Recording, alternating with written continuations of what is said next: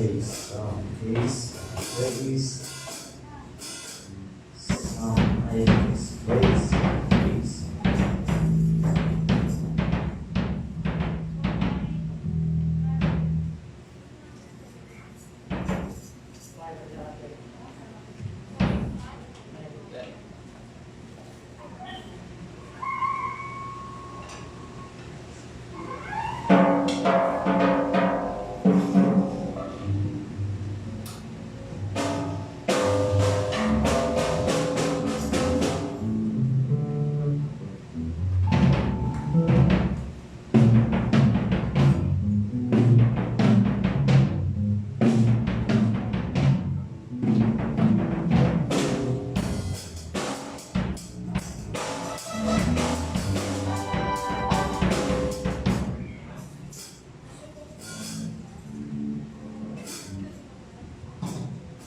Praise God, walang mabilis ang bawat isa. Hallelujah, tayo magpasimula na. Nato tayo tumayo at minsan pa purihin. Nakapaka na ng ating Panginoon. We glorify your name, God.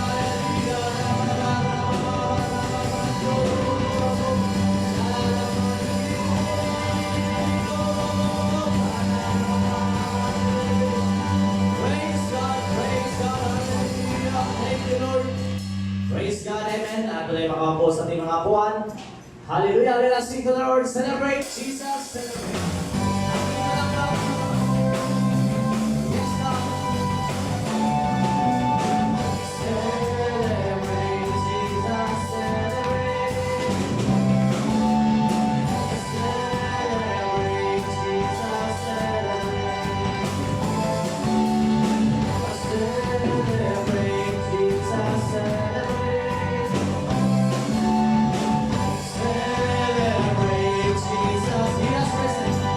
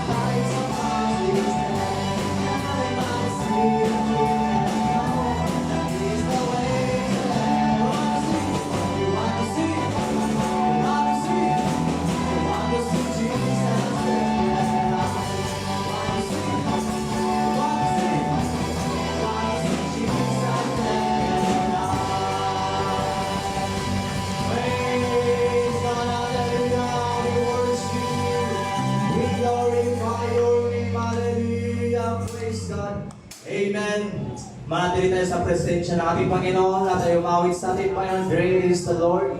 Hallelujah. Oh, Jesus. Ay pong itaas ang ating mga kamay, ang ating mga kamay na ating itaas, ating sa ating Panginoon. Dahil ang presensya ng ating Panginoon. Praise the Lord.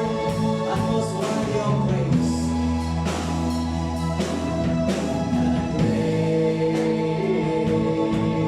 Praise the Lord.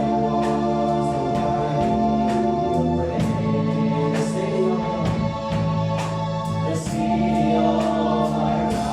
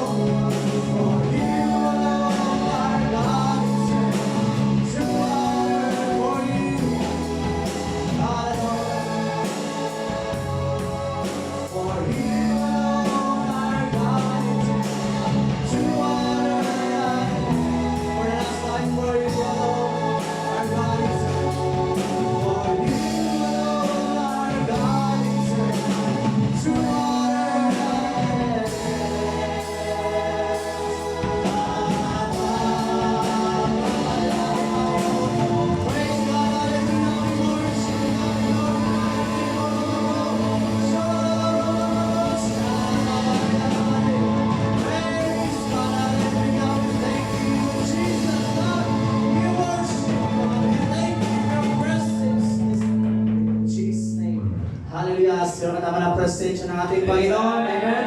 Basta ang pagpuri sa ating Panginoon. Hallelujah. Tayo na ako na sa ating panalangin. Ating isama sa ating panalangin ng ating mga leaders. Pastor Greg, Pastor Jessica, amen. Ang ating leaders, amen, sa Luzon, amen. Pastor Boyd and Susan Estibida, at maging ating Mother Church, Pastor Bong at Sister Vivian, at maging ating mga sister churches sa lugar ng Santa Ana, Pastor Clemente, at maging sa Magallanes, Sorsogon, Pastor Willie, at maging sa Olongapo, Pastor Rogelio, Juan Crisa Montilla, at maging dito sa ating church, amen, ay kabahagi rin tayo sa anak ng Paco, amen. Huwag natin kalimutan na manalangin, amen, ating ipanalangin ng ating church, at maging ating mga ating daughter church, amen, rather, sa lugar ng Bulang, Sorsogon, Pastor Mercy Antilia Hapor. At ating isama sa ating panalangin lahat ng mga missionaries works sa maraming mga bansa, amen. At Panginoon ay mamamagitan sa bawat bansa, amen. Magbago ng buhay, magpalakas sa tanangina, amen. At magkaroon sila ng relasyon sa ating Panginoon. At maging ating isama sa ating panalangin, ating mga leaders, amen, ating President Rodrigo Roa Duterte, Makati officials, Government of the Philippines, lahat ng mga kabinete, at isama sa ating panalangin ng Panginoon ay patuloy na gumagabay sa kanila, amen, na para may handle pa nila ang ating bansa, bigyan ng wisdom at knowledge ng ating Panginoon. At maging ang God's divine protection sa bawat isa na lulukuban tayo ng ating Panginoon ng kanyang banal na dugo against deadly viruses, amen. Panginoon ay magwasak nito. Amen. Sino ang pangailangan sa ating Panginoon? Amen. Pagtaas ng kamay ay simbolo na wala tayong magagawa kung wala ang Panginoon sa ating mga buhay. Amen. At ating itaas sa ating Panginoon ang ating mga kahilingan, ating buka, ating bibig, amen. Huwag tayong mahiya. Ating hingin sa ating Panginoon ang favor ng ating Panginoon. Amen. At wawakasan sa panalangin, ni Brother Larry, simulan tayong manalangin.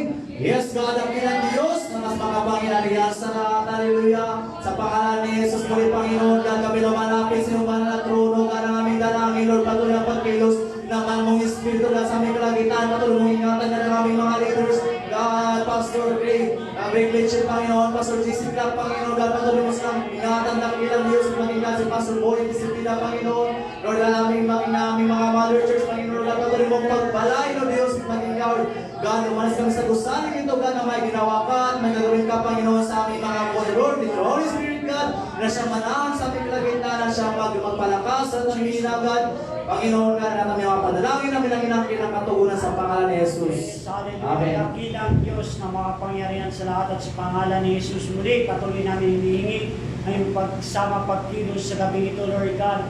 Lord, ang lahat ng mga request pa yun, Lord God, pagkalupo, ang kagalingan sa bawat isa na may karamdaman, at maging pa yun, Lord God, kaligtasan sa animal sa buhay, at maging pa yun, Lord God, sa aming mga leaders, Lord God, samahan niyo po, Panginoon, at maging sa lahat ng missionaries, pagkalupo, ang lahat ng pangailangan, Lord God, at maging sinubos ng lingkod, Lord God, samahan niyo po, Panginoon, itagos yung likuran, knowledge and wisdom, Lord God, double portion of anointing, Lord God. Yes. Pagkalupo, Lord God, at muling Panginoon namin ay inangkin, Lord God, ang kagalingan, Lord God, at muling breakthrough, Lord God, yes. At revival sa aming puso, Lord God, manahan ka, Lord God, ito aking dalangin sa mga Panginoon, pangalan ni Jesus.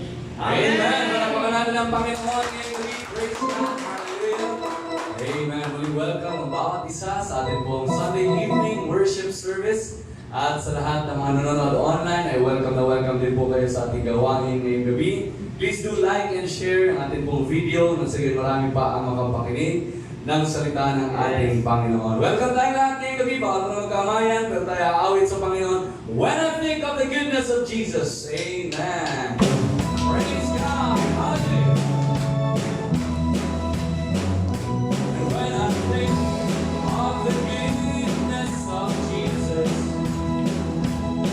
and all that He has done for me, and all my soul cry out, hallelujah. Thank God for saving. Glory, glory.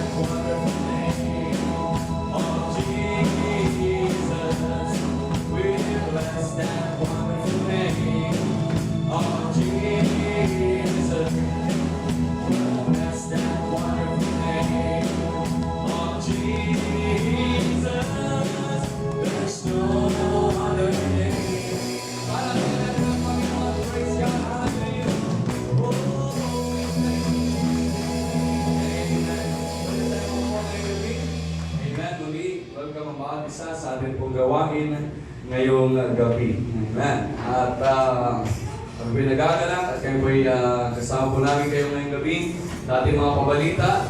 Every Sunday, meron tayo Sunday School, alas 9. Alas 8 naman ng umaga ang ating prayer, and then alas 10 ang ating worship service. At sa gabi, bumabalik po tayo ng 5:30 para sa prayer, 6:30 naman ang ating worship service. Every Wednesday, ganun din, nagbago na tayo, alas 6 ang prayer, and 7 ang worship service sa Wednesday. Amen? At everyday, meron tayong prayer dito sa church, mga kapatid, sa lahat ng mga lapit lamang, pwede kayong pumunta dito upang manalangin. Amen, sa ating Panginoon. And every Monday, meron tayong online discipleship class sa ating Facebook page. Amen. At ngayong bukas pala ng gabi, simula na ng ating National Bible Conference. So, yan po ay gaganapin sa Mandaluyong. Yan nga lamang ay ang makakapunta lang ay mga pastor at asawa ng pastor at yung mga ilo-launch out. So, tayo ay pwede muna tayo sa dito sa online, mga kapatid. Send ko na lamang yung link sa ating pong Facebook page or group. Amen, sa Messenger para tayo ay makapanood. Simula yan bukas, mga kapatid, ng gabi. Kaya mag-tune in po tayo at sa Martes meron tayo sa umaga at sa gabi hanggang Friday na po yan, mga kapatid. Alright? So, yun po ang ating mga pabalita. Wala na akong nakalimutan ngayong gabi. Tayo po ay magbibigay ng ating pong mga kapot handog para sa ating Panginoon. Sabi nga ng Bible, mga kapatid, it is better to give than to receive. So, ibig sabihin, mga kapatid, tayo na nagbibigay ng kaunawa, amen, ng pagbibigay ay pagpapalain tayo ng ating Panginoon. At yan po ay danas at ramdam ko sa aking buhay sapagat ng aking naunawaan ang larangan na ito ng pagbibigay, mga kapatid. Sabihin ko sa inyo, overflowing blessings, amen. Ang akin pong nakita sa akin pong buhay, mga kapatid, at even sa aking ministry, ay inaani po namin, mga kapatid, ang pagpapala mula sa ating Panginoon. Ganyan po talaga, amen, kapag tayo naglilingkod sa Diyos, amen, ay hindi tayo kalilimutan ng ating Panginoon. Sabi nga, unahin mo lamang siya at hindi ka magiging huli sa Kanya. Amen? Alright, so ngayong gabi, mga kapatid, maraming salamat sa inyo. Hallelujah. At pagpalain tayo ng ating Panginoon sa lahat ng ating mga ikapo at handog. Amen. Patuloy tayo maging tapat dyan. I believe that God will bless us. Amen. No? Hallelujah. Sa ating pong finances. Okay, so ngayong gabi tayo magbibigay. Tayo po ay manalangin ng banal na sa langit. Maraming salamat. Ngayong gabi, Panginoon, sa pagkakataon ng mga pagbigay sa gawain. Lord, sa gabi ito, Panginoon, pagpalain mo ang bawat gift and ang giver, Panginoon, sa pangalan mo, Jesus. Amen. Pwede din tayo magbigay Gcash sa online banking natin. Amen. God bless. Awitan natin ng Panginoon ng I've been delivered. Praise the Lord. I've been delivered by His love. I was found by Jesus. Say that. I've been delivered one more time. I've been delivered. Praise the Lord. I've been delivered by His love. I was found by Jesus. Say that. I've been delivered. Praise the Lord. Amen. Hallelujah. Okay, welcome at salamat sa inyong katapatan, mga kapatid. Panalangin natin si Brother Loloy at si Aljon, yung kapatid niya. Si Aljon ay nasa ospital yata at medyo maluha ang karamdaman. Panalangin natin siya. At si Brother Loloy naman ay merong bunsipon. Amen. Kaya panalangin din natin siya at ang kanyang sambahayan. Ingatan sila ng ating Panginoon. Dahil papago-bago ngayon ang ating pong klima, ang ating panahon. Okay? So, tayo po ay mag-iingat, mga kapatid. Amen. At ang pamilya din ni Sister Grace ay atin po ipanalangin na muli ay makabangon muli sila doon. Amen. And I believe that si Lord ay mabuti, mga kapatid. Kaya nais magpatuto ngayon, Sister Grace, sa ginawa ng Diyos sa buhay nila. Para pangalan ng ating Panginoon.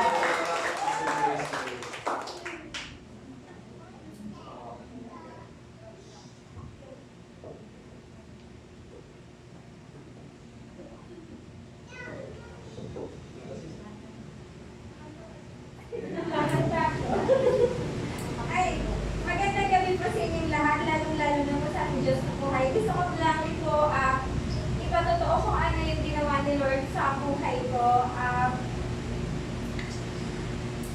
30 pa lang, katapusan pa lang, 30 pa lang, alam ko na malakas yung bagyo. So, nag-aalala na ako kasi naranasan ko na yung bagyo sa Bicol kung paano, inaalala ng dagat yung bintana namin. Pinapasok ng tubig dagat yung bintana namin. Tapos, hindi na talaga ako makakonsentrate. Although, 30 pa naman, 30, 31, and 1, kasi yun sabi siya nag-report to sa headquarters namin sa Japan. So medyo tuliro ako, pero nagpapasalamat ako kay Lord. That time kasi, ang nangyari, hindi ko nabigay yung tight and offering ko. Parang sobre lang yung nabigay ko. Tapos, yung laman, nahuli kasi hindi ako naka-withdraw.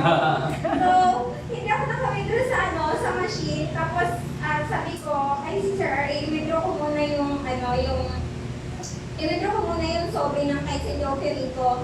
So, pinalaot ko, ang nangyari, inabot pa ng Monday, kasi Monday, nag-withdraw pa ako dun sa may malapit sa Ayala na bangko. Tapos, nagpapasalamat ako kay Lord kasi kinaumagahan, struggle na yung puso ko kasi alam ko na yung nangyari sa Bicol, hindi ko na sila makontak. Hindi ko na sila makontak, pero 31, nakontak pa namin sila ng gabi. Pero after ng bagyo, bagyong Rolly, hindi na namin sila makontak. So, struggle ako, kami ng pray para sa kaligtasan ng buong pamilya. Hanggang ngayon hindi namin, kanina nakontak na namin sila, may nagkasignal na ng phone. Tapos, nagtalag kami ng information kung may balita ba sa lugar namin, sa TV, sa radyo, nag-search kami lahat, wala talaga. So, buong lugar ng municipality namin, nag-aalala na lahat ng tao. Ako din, pati ako, nag-aalala na ako kasi alam ko yung lugar namin, bagyuhin talaga. Tapat kasi ng Catanduanes. Oo, tapos, nag-pray ako Monday, sabi ko, Lord, struggle yung puso ko Kasi alam ko, ang perang hawa ko ay kailangan ng pamilya ko. Nag-pray ako kasi hindi ko kaya pag sa sarili ko lang. Tapos, after ko mag-pray, nakapag-decision ako. Sinunod ko si Lord kung ano yung nararapat kasi na-promise ko na yun sa kanya bago pa magbagyo. Pero nagpapasalamat ako kay Lord kasi after ko makinig kay Lord, sabi ko, ikaw na po yung bahala sa akin. Sabi ko sa kanya, pumunta ako ng bagyo, pumunta ako ng bangko, pagtinasa ko documents, yung puso ko, grabe, kasi alam ko kasi na sabi ko, ikaw na bahala, Lord, makukuha ko ang lahat kapag dahil sa'yo. Then, after ko malaman yung nangyari sa amin, so may nagbalita na, may nakapunta na sa namin, sa lugar namin, pero yun nga lang, motor lang yung nakakadaan pa that time. Motor nga lang daw kasi nag-landslide, tapos sinabayan pa ng madagat, so maulan pa daw, tapos mahangin, so wala pang nakakadaan. Nag-picture siya, hindi ko sinabi sa kanya na picturean yung bahay namin, pero pinicturean niya, so nakita ko yung kalagayan, nandun na si Papay. Pinost ko ngayon sa FB. Pag-post ko sa FB, madami yung nag-alok ng tulong. Grabe, naiyak ako kasi ako nang nag-alok ng tulong si Pastor Franco. Which is, alam natin yung pangangailangan ng church. Nagpapasalamat talaga ako kay Lord kasi yung binigay ko, pinalik niya ng doble-doble. Sabi ko, Lord, kung nakala ko, hindi lang to para sa pamilya ko, kundi para na sa buong angkan ko. Kaya nagpapasalamat ako kasi yung mga naging kaibigan ko na nasa ibang bansa, sabi niya, tutulong ako, antayin mo ganito. Nagpapasalamat ako kasi yung tulong nandyan, hindi mo hiningi, kusang binigay ni Lord. Hallelujah, amen. Talagang tunay mga kapatid, mabuti ang Diyos. Amen? Hallelujah. So, thank you, Sister Grace, sa iyong magandang testimony. Amen. At ngayong gabi, patuloy tayong maging tapat sa ating Panginoon. Hindi tayo pababayaan ng ating Panginoon. So, dako na tayo sa pangarang salita ng ating Panginoon. Meron tayong guest speaker ngayong gabi. Amen. So, papakilala sa atin ni Pastor Emil. Pastor Emil, pasok.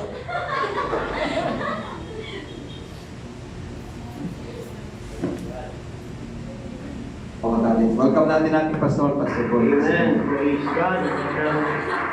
Magandang gabi gabi mga kapatid, salamat sa inyo, salamat din sa Panginoon. Kasama natin ang Diyos ngayong gabi.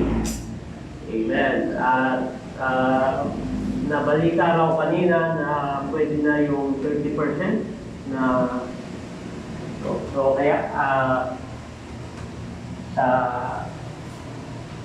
sa atin, no, sa mga religious gatherings, tingnan natin, ating i-confirm para malaman natin kung pwede na tayong magtipon ng mas marami sa conference. Okay, Matthew chapter 9, buksan natin sandali ang ating mga Biblia sa bahaging ito ng kasulatan. Bawat Kristiyanong movement ay may mga mapagkakakilanlan. At ito nga ang nagiging dahilan para maging unique sila, maging kakaiba. Hindi special, kundi unique. Merong mga fellowship na grabe ang pagpapahalaga sa music. No? Kaya ang haba ng kanilang awitan at talagang pinaglilibutin nila ang kanilang pag-awit. No, yung iba naman ay yung freedom, kalayaan.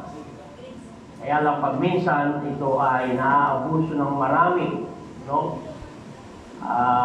Yung casual dressing, pinapractice nila. Kaya may mga pastor na makikita nyo pag minsan ang pantalon nila yung ripped jeans. No? Tapos nakabukas yung polo. Amen. May mga tattoo. Ganyan sa ating panahon. Ito yung distinctives ng ibang mga churches. Yung iba naman ay charity works. Yung iba naman ay paaralan. Kaya may mga makikita kayo na mga churches, may mga paaralan sila. Hindi masama yun, ano? Kaya lang ay ang katanungan ay yung ba ang purpose ng church? Amen?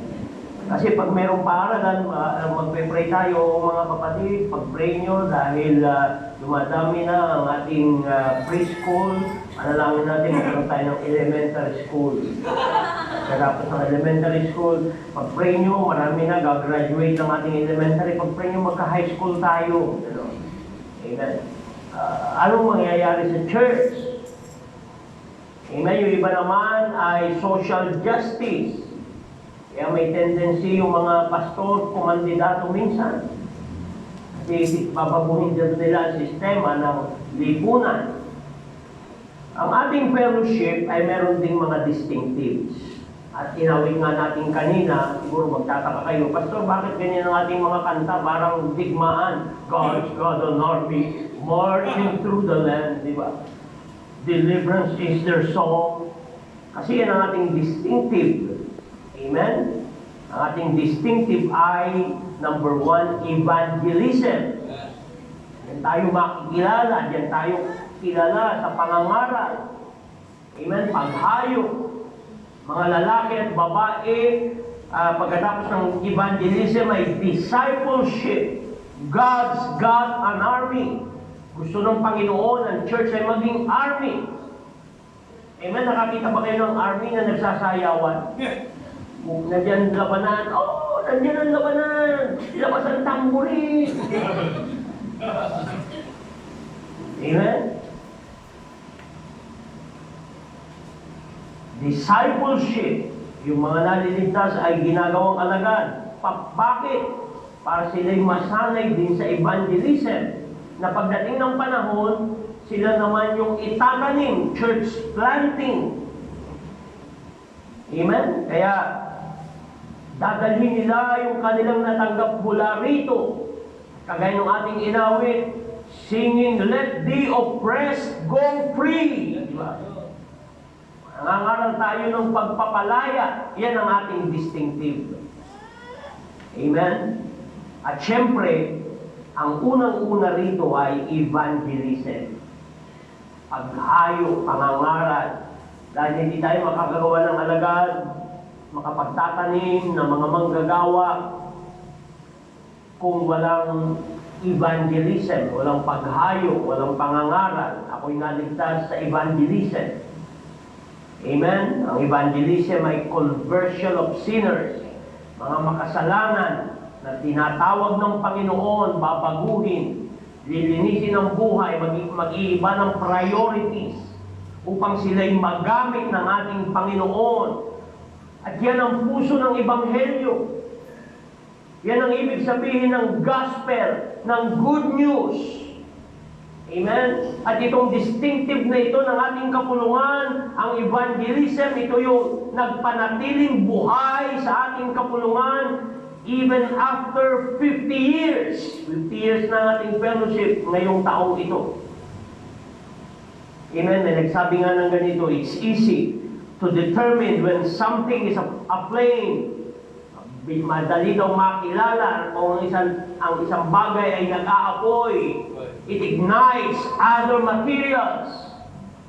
Amen? Nag-apapaapoy ito ng ibang mga bagay. Kaya sabi dito, a fire that does not spread will eventually go out. Yung apoy na hindi kumakalat, mamamatay yun. And a church without evangelism is a contradiction in terms. Just as a fire that does not burn is a contradiction. Kaya kung ang iglesia ay walang evangelism, contradiction yun. Dapat makilala ang church sa evangelism. Amen. Mananatiling buhay ang church dahil sa evangelism. Kung paano ang apoy, amen, ay naglalagablab, ganun din ang iglesia mag-aapoy kung laging may evangelism. Amen ba mga kapatid? Kaya napakaliwanag ng Great Commission. Ang Great Commission, ito yung huling bili ng Panginoon sa mga mananampalataya, sa mga alagad. Go and preach the gospel to every creature. At tayo ay hahayo pa rin. Kahit may pandemic, magko-conference tayo sa next month. Tayo maglo-launch out. Amen pa mga kapatid? Kumanta kayo, may lo-launch out sa inyo. Amen. Magalit na kung sinong magalit.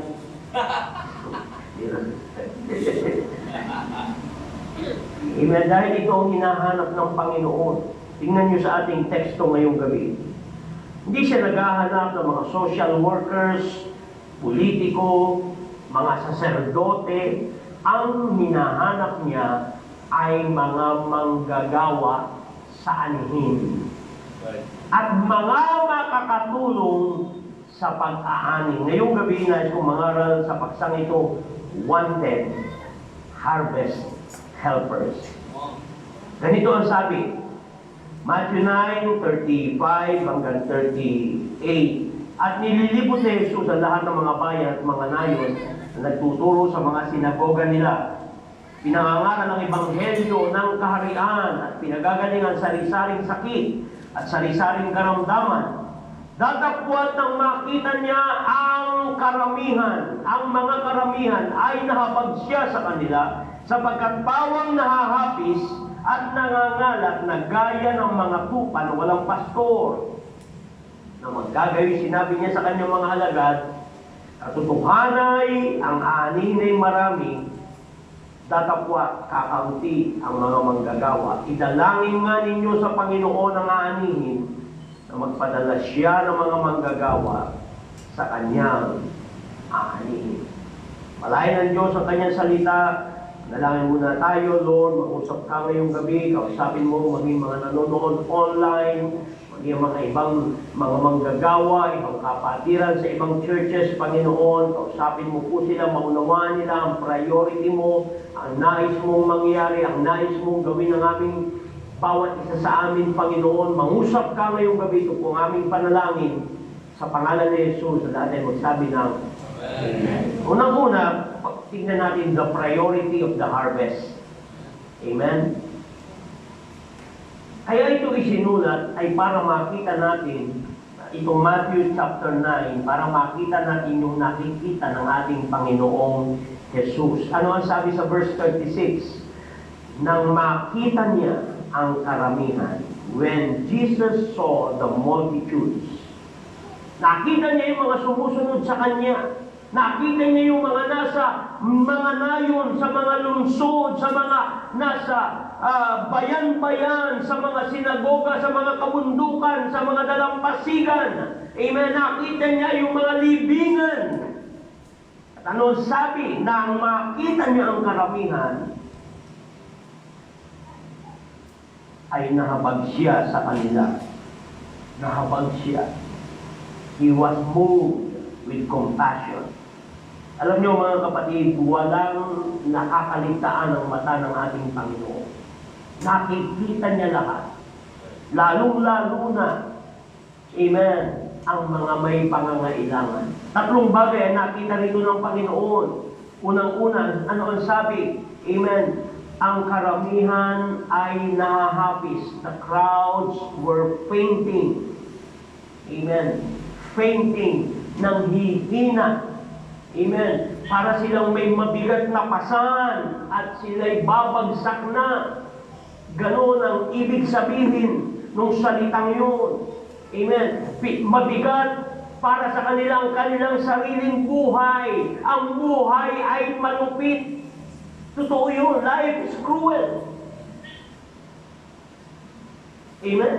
Pag silang pa lang ng bata, iiyak na. Dahil haharapin niya ang katotohanan. Amen?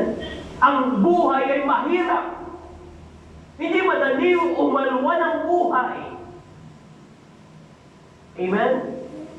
Ang buhay, pag minsan ay bungkag, walang laman, walang real purpose. Amen? Parang walang pag-asa, parang walang kabuluhan. Ganun ang maraming mga tao, walang pag-asa. Amen. Mabigat na ang buhay, pinabigat pa ng kasalanan. Yan ang totoo. Mabigat ang kasalanan. Amen. May relihiyon ng mga tao, pero hindi tinuturo ang katotohanan. Kaya marami ang mabigat ang kalagayan, pinabibigat pa ito ng kasalanan. Amen? Pinanatili silang ang kasalanan ay pumatay sa kanila at walang nagawa ang relihiyon para sila'y mahango sa hukay ng kasalanan. Amen? Yung bigat ng kasalanan yun ang nagpapabagsak ng kanilang puso, nagpapalito ng kanilang isipan, nagpapahina ng anumang pag-asa o assurance na meron sila sa hinaharap. Amen. Yan ang totoo. Ang kasalanan ay nagdadala ng uncertainty sa kinabukasan. Hindi mo alam. Hindi mo alam, baka bigla kang mahuli. Amen? At hindi lamang buhay at kasalanan, pati relihiyon ay nagpapabigat sa kanila. Ang daming pasanin sa relihiyon. After a demand, another demand. After a burden, another burden. Amen? Gusto mo makalaya, magrosaryo ka ng ganito. Tapos, amen? Lumakad ka mula rito hanggang Antipolo. Mabuti na lang nagkaroon ng lockdown. Wala ka nakapaglakad patungong Antipolo. Di ba mga kapatid, hindi naman nababawasan ng kasalanan. That's right. Amen? Yun ang problema ng relihiyon. Puro ritual na walang nagagawa sa tao, mga kapatid. Amen? Misled ang mga tao sa paniniwala. Amen?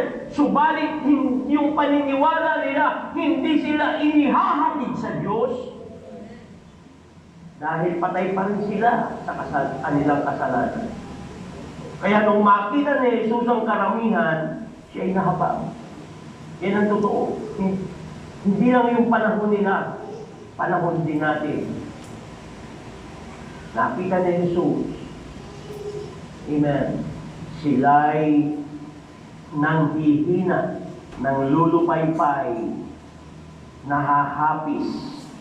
Ang isa pa, nakita na nangangalat. Amen? Nangangalat. Ibig sabihin, hindi alam ang pupuntahan. Nakakita ba kayo ng nangangalat? Mga taong pakalat-kalat, naglalakad pero hindi alam ang patutunguhan.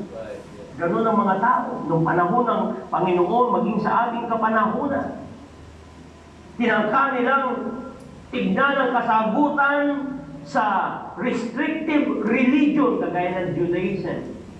Pero wala rin ito nagawa. Yun namang loose religion, polytheism, yung maraming Diyos. Amen? At tinangka naman din nila yung no religion, atheism. Wala rin. Anong nangyari? Filosofiya na lang, humanism. Pero hindi ito nagbigay ng satisfaction, nangangalat pa rin sila. Hindi nila alam ang gagawin. Right. Amen? Yan ang problema. Maging panahon ng Panginoong Yesus hanggang sa panahon natin ngayon, ang mga tao kung ano-ano lang sinubukan, amen, nangangalat pa rin ang kanilang mga buhay. Lalo na ngayon, mga kapatid. Amen, nakakaawa, tignan ng mga tao sa kanilang kalagayan. Amen? Dumadaan kami diyan sa may Martinez, makikita mo ang mga tao, parang nagpupumahog. Amen? Pero pag uwi nila sa bahay nila, wala naman talagang gagawin. Amen? Lalabas na naman sila. Pero hanga ako sa mga taga roon. Amen? Dikit-dikit sila pero wala nakaka-COVID. Amen. Ano pa ang sabi? Nakita ng Panginoon ang karamihan na parang tupang walang pastor. Amen. Kaya sila pakalat-kalat, walang pastor, walang nangunguna. Walang nangunguna na may katapangang sabihin ang katotohanan sa kanila. Walang nagtuturo ng katotohanan. Amen. Yun ang problema ng panahon ng Panginoong Hesus. Ang mga leaders ng relihiyon ay naroon lang para kumbaga ay alisan ng balahibo ang mga tupa. Amen? Para i-secure ang kanilang sariling interest. Iilan ang nagdadala sa mga tao patungo sa Diyos. Marami sa mga taong ito, inilalayo pa ang mga tao sa Diyos. Amen? Sheep without shepherd. Yan ang problema, mga kapatid. Amen? Ang mga leaders ng relihiyon, sinabi nga ng Panginoon, kayo'y bulag na umaakay sa mga bulag. Kaya anong mangyayari? 2 bulag nag-akayan. Amen? Yun ang larawan ng relihiyon. Yun ang larawan ng mga tao sa kanilang kapanahunan. Sheep without shepherd. At yung nakita ito ng Panginoon, mga kapatid, hindi lang ito nakita ni Jesus noong tagpong yun. Dito sa Matthew chapter 9, no. Sa langit pa lang nakita na ni Jesus ang kalagayan ng tao. Matagal niyang minasdan ang kalagayan ng humanity. Kitang-kita niya, something must be done. Kailangang may gawin. Kaya siya bumaba sa langit. Napakaganda ng ating kinakanta. Amen. He didn't want heaven without us. Ayaw ni Jesus ng langit kung wala tayo. Iniwan niya ang langit para tayo madala niya sa langit. Ganun tayong kamahal ng Panginoon. He was moved with compassion. Amen. Siya ay nahabag sa gutom ng mga tao sa mga espiritual na bagay. Siya ay nahabag sa kanilang mga hapdi, pagdurusa, sa kanilang espiritual na pangangailangan, patay at hiwalay sa Diyos. Kung kagang buhay, napakalungkot, nalilito, walang kahulugan, walang layunin ng buhay, walang kahalagahan ng buhay nila. Kaya maraming mga tao ngayon nagpapakamatay, isip nila walang halaga ang aking buhay. Right. Pero hindi totoo yun. Bababa si Jesus kung hindi tayo mahalaga. Amen. Mahalaga ang buhay mo. Iman ba mga kapatid? Anumang lahi, anumang antas ng buhay, anumang propesyon, anumang kalagay ng kalusugan mo, anumang itsura mo, anumang emotional or mental condition mo, kung wala ka kay Kristo, ikaw ay walang pag-asa. Right. At naahabag sa iyo ang ating Panginoon. Kaya ang sabi nga ng talata, amen, the harvest is plentiful. Maraming aanihin. Merong aanihing mga bata na kailangang abutin at turuan. Amen? Mga batang, mga paslin na kung hindi matuturuan kung ano-anong matututunan sa kanilang lugar. Hindi pa marunong magsulat, marunong na magmura. Amen ba mga kapatid? Kailangang abutin ang mga batang ito. Amen? Merong aanihing mga kabataan, hindi lang bata, mga teenagers. Kailangan sila abutin at magtumibay sa salita ng ating Panginoon. Yan ang malaking anihin. At hindi lang mga kabataang lalaki at babae na kung hindi natin naabutin, amen, mga teenagers mabubuntis. Amen pa? Mga teenagers malululong sa ipinagbabawal na gamot. Kaya, napakaraming anihin. Amen? Dapat anihin din ng mga kababaihan. Dapat sila abutin at ituro. Amen? Na sila'y mahalaga kay Jesus. Mahal ng Panginoon ang bawat babae. Mahal ni Jesus ang bawat lalaki. May malaking anihin na mga kalalakihan na dapat abutin. Amen? At turuan ng kalakasan at katiyakan ng direksyon ng ating Panginoong Diyos. Amen? Na pwede silang maging mga tunay na lalaki. Amen pa mga kapatid? Dahil pag hindi sila naani, amen, ang aani sa kanila ay computer games. Mga kalalakihan. Amen? Ang puro nakaganon sila. Kailangan maani. Kaya, alam niyo mga kapatid, merong world of opportunity sa labas na dapat anihin. Walang katapusan ang anihin. At itong pangitain ito ni Jesus na kita niya noong pa lang sa langit at hanggang ngayon, kita ng Panginoon. Amen. At ito ang malaking hamon sa atin ngayong gabi. Amen. Ito ang priority of the harvest. Pangalawa, tignan natin the plan for the harvest. Alam niyo mga kapatid, dito sa talatang ito, pinakikita ng Panginoon, kailangan ni Jesus ng mga tao.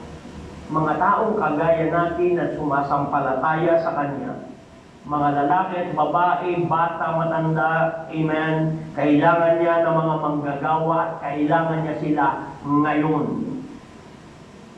Matthew, sa verse 38, therefore, pray the Lord of the harvest to send out laborers into His harvest.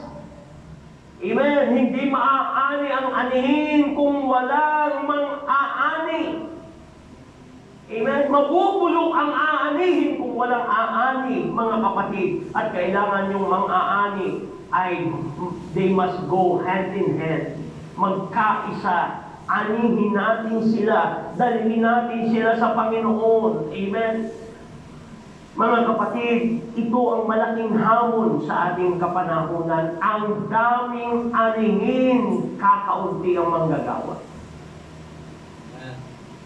Alam nyo kasi, inihayag ng ating Panginoon na merong humahadlang sa pag-aani. Amen? Sa parable of the sower, yung talinghaga ng manghahasik, merong outside forces na humahadlang para maani yung dapat nating anihin. Amen? Matthew 13:19. Buksan natin sandali yun. Kung sino man ay nakikinig ng salita ng kaharian at ito hindi nila napag-uunawa, ay pinaroroonan ng masama at inaagaw ang nahasik sa kanyang puso. Ang masama na tinutukoy dito ay ang diablo. Si Satanas, siya ang pangunahin nating kaaway na humahadlang sa pag-aani ng maraming kaluluwa. Amen. Inaalis niya ang salitang nahasik sa puso ng marami. Amen. Alam ko, yes, tayo ay madami ng nahayuan since 1982. Ang fellowship natin, humayo na ng humayo diyan sa pabelya. Hindi pa ganyan ang pabelya noon. Bukirin pa ang pabelya. Kaya nga ang tawag namin ay pabelya, kayong mga kabataan, hindi nyo maintindihan. Bakit pabelya ang tawag ni Pastor? Kasi dating pabelya ang tawag yan. Pabelya compound. Tapos yung kabila, welfare bill compound. Tapos yung kabila, correctional compound. Ngayon lang tinawag addiction hills. Kasi nag-add kayo ng nag-add doon. Amen. Pero noon, bukirin yan. Amen. Meron diyang mga, may palay pa nga dyan, meron pa diyang mga, ano tawag doon? Yung kangkungan. Amen. Marami nang naihasik dyan, kaya lang kinukuha ng kaaway yung binhi, yung salita ng Diyos na naihasik. Yung binhi tinutukoy doon ng Panginoon, amen, ay salita ng kaharian, salita ng Diyos, the gospel. Amen? Kaya dapat mga kapatid, tayo bilang mga mananampalataya huwag tumigil dahil yung inihasik kailangan mahasikan ulit. Right. Amen? Patuloy na maghasik. Hallelujah. Amen ba mga kapatid? Hindi tayo pwedeng mag-sitting pretty rito. Sabihin natin na, ang dami na nating hayo doon. Maupo na lang tayo dito. Dadalhin sila rito ni Lord. Pupunta pa rin tayo roon. Hindi tayo titigil, mga kapatid. At tayo namang mga narito, makiisa tayo sa pag-aani. Amen. Kaya nga ang pamagat ng aking pangangaral, Harvest Helpers, katulong sa pag-aani. Alam nyo kasi mga kapatid, amen, galit na galit si Satanas na ang isang tao ay tumanggap kay Jesus. Dahil pag tumanggap ang isang tao kay Jesus ng seryoso, yung taong iyon ay magiging anak ng Diyos. Amen? Kaya gagawa siya ng paraan para maibalik ang taong yun sa kasalanan para maging anak uli niya. Maging anak uli siya ng Diablo. Ito to, mga kapatid. Amen? Pag binasa niyo ang Book of Ephesians, sulat ni Pablo kay sa mga taga-Efeso, tinawag ni Pablo ang mga mananampalataya bilang mga anak ng Diyos. We have been adopted. Amen? We have been predestined to adoption as son of God, as sons and daughters of God. Tayo'y mga anak ng Diyos. Ephesians 1:5. Amen? Kaya lang galit na galit si Satanas doon, kaya pag minsan, hindi natin unawa, amen, makinig kayo mabuti. Pwede ka gamitin ni Satanas para mahadlangan yung binhinan na itanim, maagaw muli ni Satanas. Tingnan niyo ang sabi ni Paul. Amen? Ephesians 4:29. Anumang salitang mahalay ay huwag lumabas sa inyong bibig, kundi ang mabuting ikatitibay ayon sa pangangailangan upang makinabang ng biyaya ang nagsisipakinig. Huwag niyong bighati ng Espiritu Santo ng Diyos na sa Kanya kayo tinatakan hanggang sa kaarawan ng pagkatubos. Amen? So, tayo mga kapatid, mag-usap daw ng maayos. Huwag lumabas sa bibig natin yung masalitang mahalay. Kasi yung mga bago nakikinig sa atin. Ano pa sabi? 31. Ang lahat ng kapaitan at kagalitan at pagkakaalis at kadaldalan at panglilibak ay maalis nawa sa inyo, pati ng lahat ng masasamang akala. Amen. Huwag nang magsiraan kasi alam nyo, yung mga bagong dumadalo, minamasdan tayo ng mga yan. Sasabihin nila, pwede pala yun. Nag-iisnaban sila.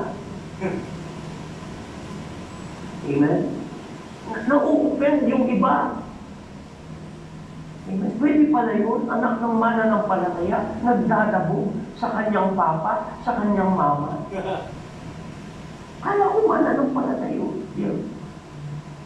Tingnan nyo pa sabi, 32, magmagandang loob kayo sa isa't isa, mga bahabagin na magpatawaran naman kayo sa isa't isa, gaya naman ang pagpapatawad sa inyo ng Diyos kay Kristo.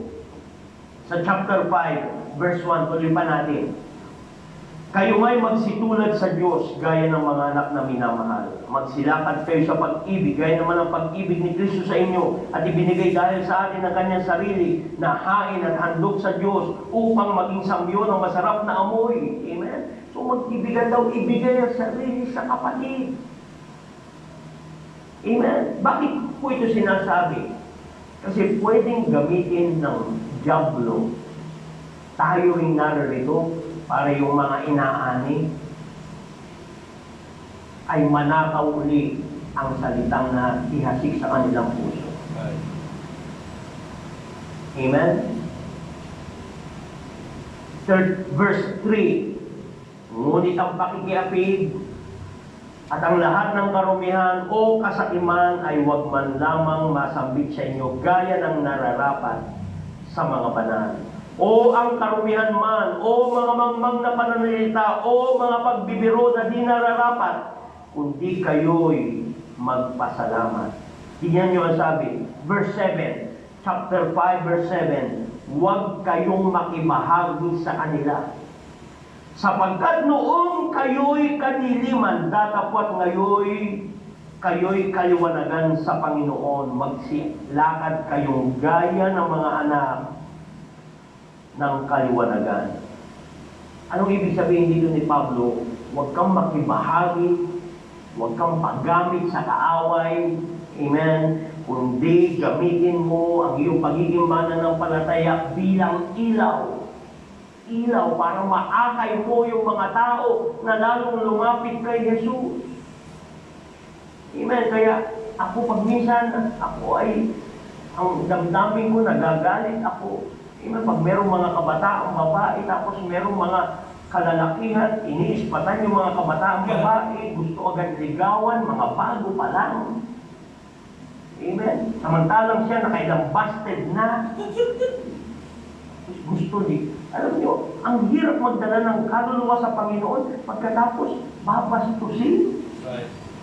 Doon ang galit na galit. Ang hirap magdala ng kaluluwa. Pagkatapos yung mga naririto, gaganunin lang.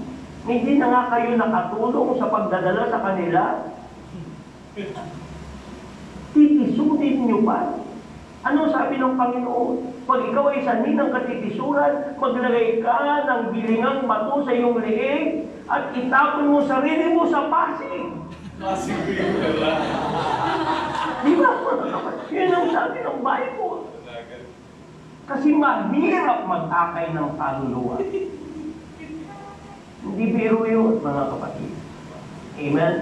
Ikaw ay nagiging lobo sa halip na maingatan ng mga bagong mananampalataya, pinapatakbo mo sila palayo sa church. Kaya ganun ako.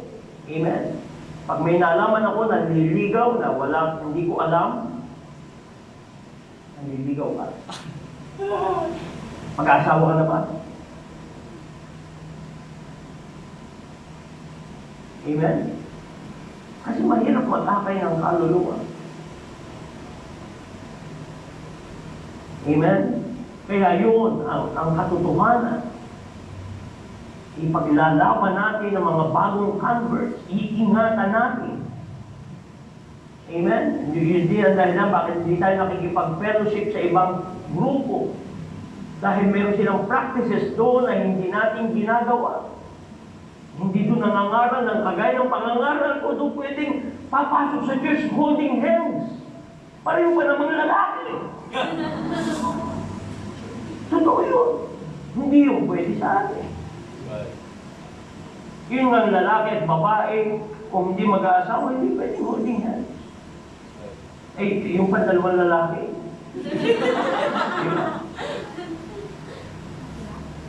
Minsan may kinausap ako, pag ikaw ay nawala sa fellowship na ito, matutuluyan ka. Amen? Totoo yun mga, kasi hindi sila binabantayan ng kagaya sa atin. Amen? Kaya, hindi tayo nakikipag-fellowship doon sa mga ganong grupo. Hindi ko kayo pwede payagan na kaibigan ninyo, pero huwag kayo sumama sa kanila. Amen? Na baka, Pastor, pwede ba ako sumimbarot? Ako, matitisod ka lang.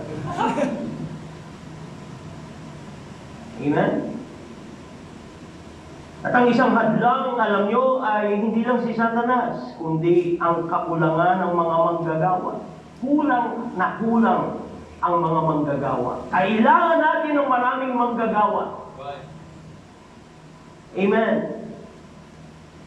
Bakit kulang ng manggagawa? Merong nagbabaliwala sa panawagan ng Diyos. Merong ipinagpapaliban ng tawag ng Diyos. Merong iba na sinasara ang kanilang isipan sa tawag ng Diyos. At merong inuuna ang kanilang sarili, propesyon, hanap buhay, at binabaliwala ang pag-aakay ng kaluluwa sa Panginoon. Pwede ka naman maghanap buhay, may propesyon na nag-aakay ka ng kaluluwa sa Panginoon. Di ba mga kapatid? Kaya lang merong iba ayaw nila gawin yun. Merong iba na walang commitment. Merong iba na nangangaral ng sarili nilang ebanghelyo o opinyon tungkol sa ebanghelyo. Amen. Yung iba satisfied na, daluuwi, religyoso.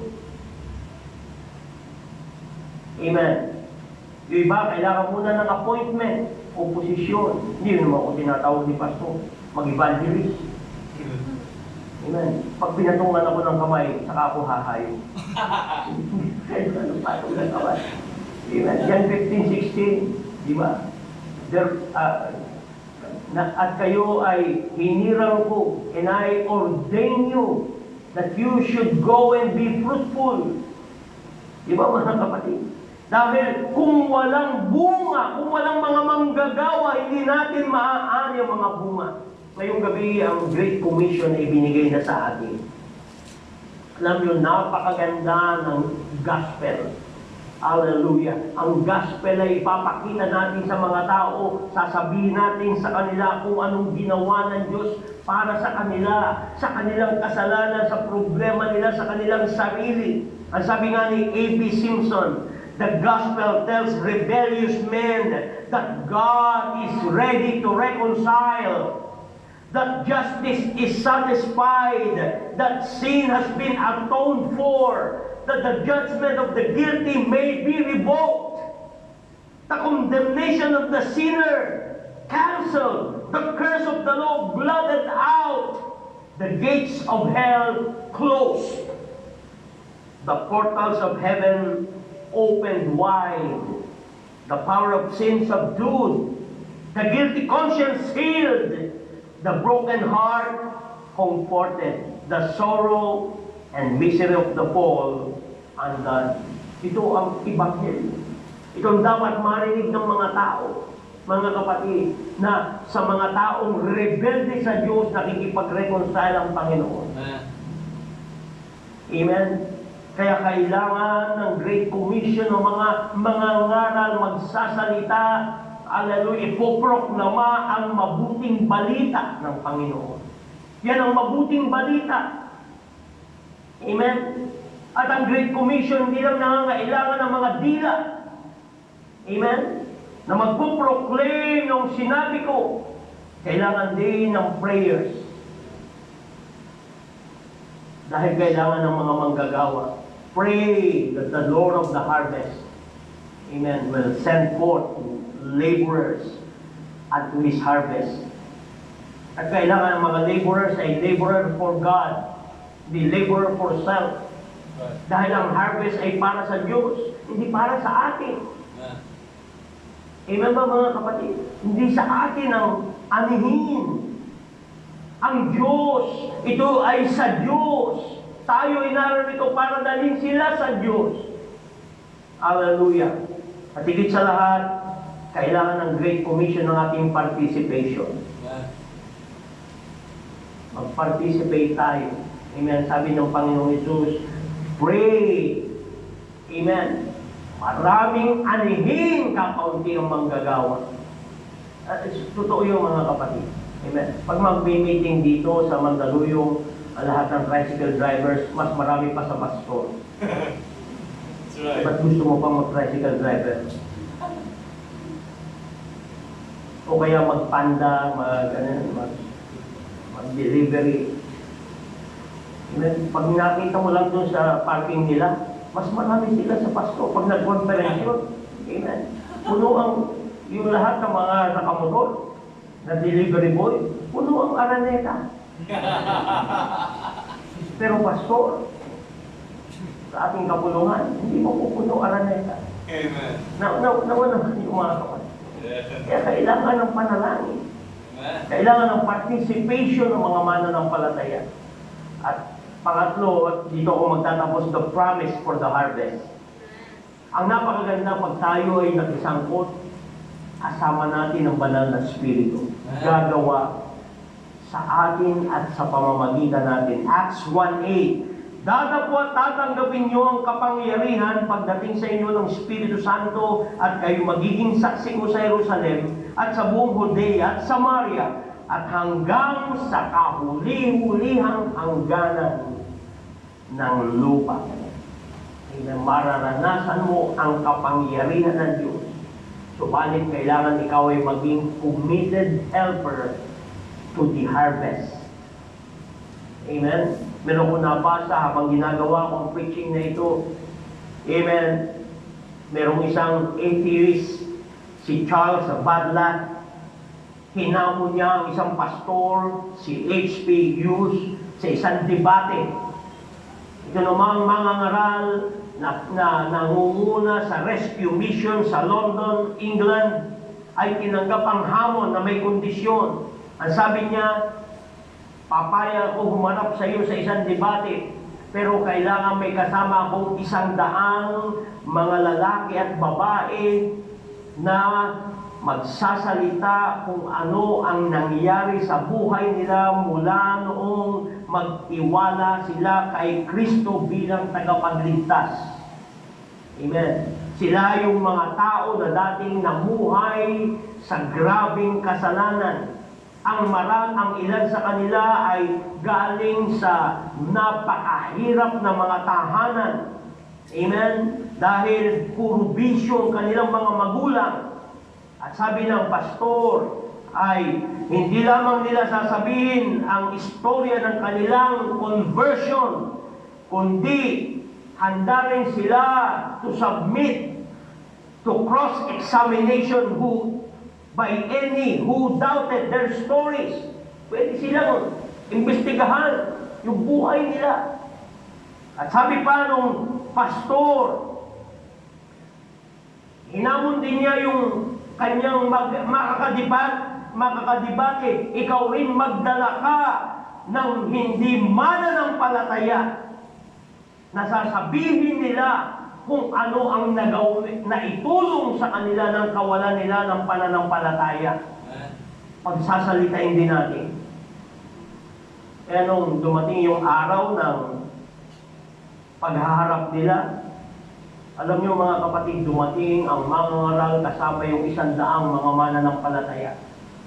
Yun ang kailangan natin, mga true witnesses, totoo. Right. Amen? Kasama, 100. Magpapatotoo sila.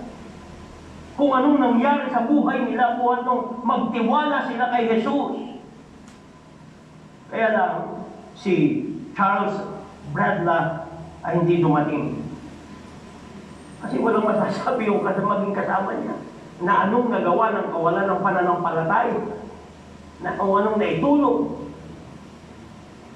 Pero dahil maraming tao, dahil nga naalathala yun, ang nangyari, naging testimony time at maraming mga makasalanan na nakarinig ng mga patutuo. Amen? Ng mga tao yun. At ang mga nakarinig ay naligtas. Yun ang kailangan natin, mga katulong sa pag-aani. Tutuoan, patutuo nila. Kaya naalala ko minsan si Grant. Di ba? Nung nag-pray sa baba, bago tayo humayo, Martes ng gabi, sabi ko, Grant, ikaw mag-opening prayer. Sabi niya, Lord, maging totoo ang aming mga patutuo. Praise God. Totoo yun. Dahil pag minsan, yabang lang yung patutuo. That's right. Yun ang kailangan natin, kagaya nung kasama ni Pastor HPU sa isang naghamon sa kanya, 100 mga kasama ko magpapatotoo kung anong ginawa ni Jesus, buhat nung magtiwala sila sa kanya. Amen? Ngayong gabi mga kapatid, yan ang kailangan natin. Praise God. At maraming aanihin. Kaya, ang tanong, katulong ka ba sa pag-aani? Amen? Dahil kung katulong pa sa pag-aani, sasamahan tayo ng Holy Spirit. At mayroon pang pangako, 4 na pangako. His presence and guidance. Matthew 28 verse 18, lumapit si Jesus sa kanila at siya ay kanilang kinausap na sinasabi lahat ng kapamahalaan sa langit sa ibabaw ng lupa ay naibigay na sa akin. Dahil dito magsiyaw nga kayo at gawin yung malaga ng lahat ng mga bansa na sila inyong bautismuhan sa pangalan ng Ama, ng Anak, ng Espiritu Santo, na ituro niyo sa kanila na kanilang ganapin ang lahat ng mga bagay na iniutos ko sa inyo, at narito ako'y sumasa inyong palagi hanggang sa katapusan ng sanlibutan. Narito, sabi ni Jesus, ang aking presensya, sasamahan ko kayo, hindi ko kayo iiwan hanggang sa katapusan ng sanlibutan. Ang kanyang presensya, kanyang guidance. Pangalawa, ang kanyang protection. Matthew 16 verse 15. Amen? Ang sabi ganito, sinabi niya sa kanila, magsiyaw kayo sa buong sanlibutan at inyong ipangaral na ebanghelyo sa lahat ng kinapal. Ang sumasampalataya at mabautismuhan ay maliligtas, tatapat ang hindi sumasampalataya ay parurusahan, at lalaki pang mga tandang ito sa magsisisampalataya, magpapalabas sila ng mga demonyo sa aking pangalan. Palalabasin mong demonyo. Isipin mo yun. Dahil iniingatan ka ng Panginoon, hindi yung ikaw ay takot sa demonyo. Amen? Ano bang sabi? Magsasalita sila ng bagong wika. Sila magsisihawak ng mga, kung magsinom sila ng mga bagay na makamamatay sa anumang paray, hindi makasasapa sa kanila. Ipapatong nila ang kanilang kamay sa mga may sakit at sila magsisigaling. Verse 19, ang Panginoon Jesus nga, pagkatapos na sila'y makausap na, itinanggap sa itaas sa langit at lumuksok sa kanan ng Diyos. At nagsialis sila at nagsipangaral sa lahat ng dako na gumagawang kasama nila ang Panginoon. Praise God. Ito ang pangako. Gagawang kasama natin ang Panginoon at pinatututuhanan ng salita sa pamamagitan ng mga tandang kalaki. Praise God. Yan ang totoo mga kapatid. Iingatan ka, amen, gagabayan ka, kanyang presensya sa sayo. Pangatlo, kanyang provision. Amen. Ibibigay ng Panginoon ang supply, purihin ng Panginoon. Naranasan natin ito mga kapatid. Nagtatanim tayo sa Vietnam, nagtatanim tayo sa iba't ibang mga dako, pero ang church na ipagpapatuloy natin, meron tayong mga local pastors na ipatayo natin ang ating gusali dahil may provision ng Panginoon. Pag tayo sumunod sa Great Commission, amen, kaya i-bless ng Panginoon ang isang iglesia na sumusunod sa kanyang mandate. Psalm 67, 1-3, Diyos, maawa ka sa amin at pagpalain mo kami. Bakit kailangan natin ng pagpapala? Lord, pagpalain mo po ako para ako makabili ng online, ng mga Amerikana, ng mga parong, na mamahalin. Hindi. Bakit pagpapala kailangan natin? Para sa ganon, tingnan ninyo, at pasilangin nawa niya ang kanyang mukha sa amin upang ang iyong daan ay maalaman sa lupa, ang iyong pagligtas na kagalingan sa lahat ng mga bansa. Purihin ka ng mga bayan, O Diyos, purihin ka ng lahat ng mga bayan. Bakit tayo nagpe-pray ng pagpapala? Para makilala si Jesus sa mga dapo paroon. Amen? At higit sa lahat ang kanyang kapayapaan. Pag sumunod ka sa Panginoon, meron kang kapayapaan. John 20 verse 19, nang nangapipi ng mga pindong kinaroroonan ng mga alagad dahil sa takot sa mga Hudyo, ay dumating si Jesus at tumayo sa gitna sila, at sa kanila'y sinabi, kapayapaan ang sumainyo. Kanyang pinakita sa kanila ang kanyang mga kamay at kanyang tagiliran, at ang mga alagad ngayon nagalak nang makita nila ang Panginoon. 21, sinabi nga muli sa kanila ni Jesus, kapayapaan ang sumainyo. Kung paanong pagkasugo sa akin ng Ama, ay gayon din naman, sinusugo ko kayo. Kaya sinusugo ang mga alagad. Sinusugo ang mga mananampalataya. Amen. Kasama ang kapayapaan ng Diyos. Ngayong gabi, mga kapatid, ito ang pangako ng Panginoon. Kaya salamat sa Panginoon. Ito ang ating dito tayo nakikilala. Amen. Naalala ko noon, nag-street preaching kami. May lumapit sa akin, alam mo, pastor. Pastor din ako. Ano ba? Ang ganda ng ginagawa niyo. Kayo, pati kayo nangangaral sa kalsada. Yan ang kasi ang kaloob niyo. Yan ang gift sa inyong church. Gift. Dapat lahat ng church ay ganito. Ito gift. Ito ay mandate. Right. Ito ay obedience sa mandate. Hindi natin gift yung pangangaral sa kalsada. Yung mga disciples na mga kabataan, tinuturuan natin magpatuto. Hindi yung gift. Amen? Yan ay mandate. Yan tayo kilala. Hindi tayo dahil, hindi ko ibig sabihin mas magaling tayo, hindi. Amen? Kundi sumusunod lang tayo sa mandate ng Panginoon. Right. Amen? Kailangan natin ngayong gabi ng mga katulong sa pag-aan. Willing ka ba? Handa ka ba maging katulong sa pag-aan? Amen? Yuko natin sandali ang ating ulo. Lord God, salamat po ngayong gabi. Usap sa bawat isa sa atin. Welcome natin Pastor Boy. Amen. Praise God. Magandang gabi mga kapatid. Salamat sa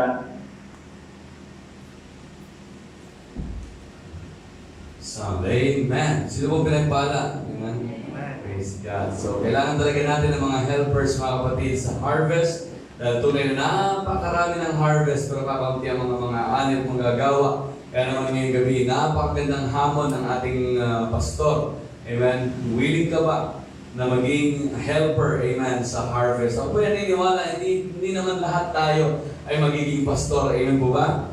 Hindi lahat magiging evangelist, amen, pero pwede pa rin tayong maging o makatulong, no, sa harvest sa pamagitan ng pag-aanyaya o pag-invite sa church. Can you say amen? Di ba? Kaya mga kapatid, pwede tayong gamitin ang ating Panginoon. Tayo natin magsitayo ngayong gabi sa ating pagtatapos, tayo ay manalangin. Minsan pa, palapakan natin ang Panginoon. Hallelujah, thank you, Jesus. Oh yes, God, we worship you forever. Thank you. Tayo manalangin, dakilang Diyos, salamat ngayong gabi sa aming mga napakinggan, O God. Lord, I pray na iyo kami bigyan, Panginoon, ang bawat isa ng burden, Lord God, sa mga kaluluwa. I pray bigyan mo, Panginoon, ng desire na patuloy na mag-anyaya, Panginoon Diyos, and even, God, sumunod sa iyong mandate, O Lord, sa Great Commission, O Lord God. And as we do that, O Lord, I pray that you will give us provision, Lord, even blessings. God, I pray, Lord, ang iglesyang ito, Panginoon, ay mag-multiply, O God, pagbungahin mo dakilang Diyos ang iglesyang ito. Even God, I pray, Lord, na maging influence itong church nito, God, magkaroon ng impact, O Lord. Hallelujah. Sa syudad na ito, Panginoon, maraming salamat, O Diyos.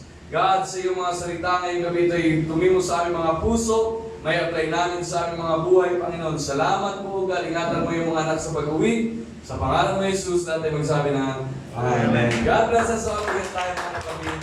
And to God be the glory. So bukas ng gabi, tune in tayo sa ating abangan nyo sa ating Facebook Messenger, yung live streaming natin for our conference. Okay? God bless, mga kapatid.